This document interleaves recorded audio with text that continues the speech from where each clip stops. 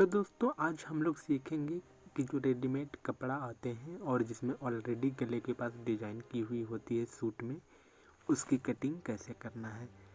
तो वीडियो को पूरी तरह से अंत तक देखिएगा। यहाँ पे सबसे पहले जितनी लंबाई हो सूट की उतनी हम लंबाई निकालते हैं। क्या है ना कि इसमें कपड़े बहुत ही कम होते हैं, तो बाजू के कपड़े बिल्कुल भी नहीं बचते हैं। तो आपको थोड़ा सा आगे पीछे मैनेज करके ही आपको कटिंग करना है। जैसे यहाँ पे सीने की चौड़ाई अगर 36 इंच हो तो यहाँ पे आपको 10 या 11 इंच लेना है, क्योंकि ये 4 लेयर में होता है और 2-2 इंच या 1-1 इंच मार्जिन के लिए बच जाएगा। और हमारे पास गले का डिज़ाइन ऑलरेडी है, तो गले के लिए हम छोड़ देते हैं। और जो तीरा होता है वो 3 इंच का होता है, तो इसे आपको 3.5 इंच तक लेना है। और उसके बाद हम लोग सिलाई करेंगे तो वो 3 इंच ऑटोमेटिकली बन जाएगी। और बाजू और आर्म होल की जो होती है लंबाई चौड़ाई वो 5-5 इंच की होती है। और कॉलर वाला अगर सूट हो तो उसमें होता है 7 इंच का। अब हम लोग पेटी की लंबाई निकालेंगे। पेटी की लंबाई मतलब जहाँ सलवार के वो खुले वाले हिस्से होते हैं।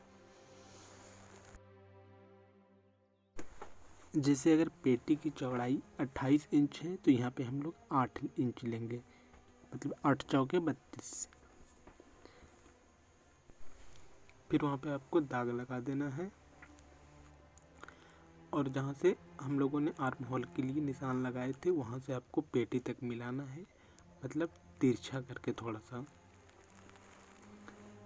और पेटी पर निशान मिला लेने के बाद हम लोग बिल्कुल फिर से तिरछा करके नीचे तक ले जाएंगे।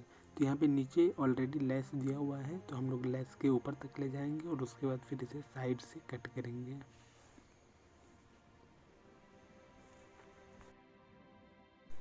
अगर आप पहली बार कभी सिलाई कर रहे हो तो रेडीमेड मतलब ऐसे ही कपड़ा लेना जिसमें ऑलरेडी डिज़ाइन बनी हुई हो। इससे क्या होता है ना कि आपको सही एंगल पता चल जाता है कि कितना कटिंग करना है और कितना क्या रहता है। तो ये बिगिनर्स के लिए ये ज़्यादा अच्छा होता है। अब हमारी सिंपल सी कटिंग कंप्लीट हो गई है। अब हम लोग पीछे के पल्ला में गले की कटिंग निकालेंगे। मतलब पीछे का गला का कटिंग होता है 2 इंच का, और लंबाई अपने मन के मुताबिक रखें। जैसे यहाँ पे 2 इंच में निशान में आपको दाग लगा देना है। और यहाँ पे आप चाहे तो चकोर गला दें या फिर यहाँ पे कर्व कर कर गोल गला बना दें।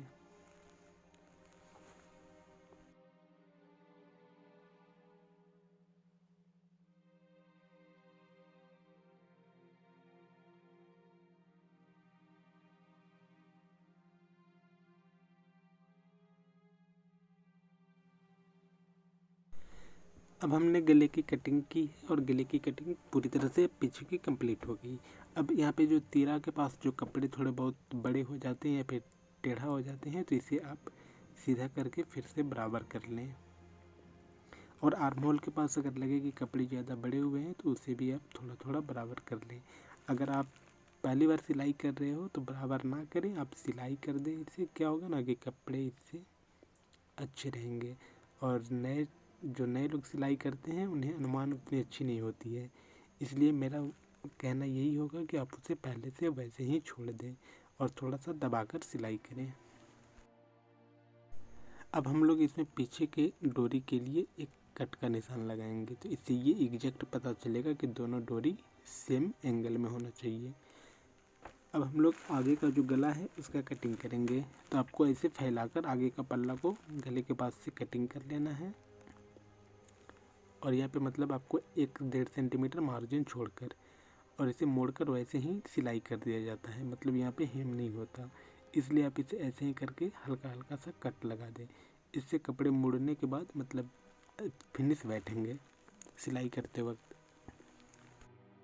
जैसा कि मैंने आपको बताया था कि इसमें कम कपड़े वैसे बचते हैं तो बाजू के लिए भी नहीं निकलते हैं, तो आपको ऊपर नीचे से या फिर आप जैसे भी करते हो थोड़ा बहुत कपड़े बचा लेंगे, तो उससे इससे सिर्फ छोटा सा एक बाजू बनेगा। तो हमने बाजू के लिए कपड़े निकाल लिया था।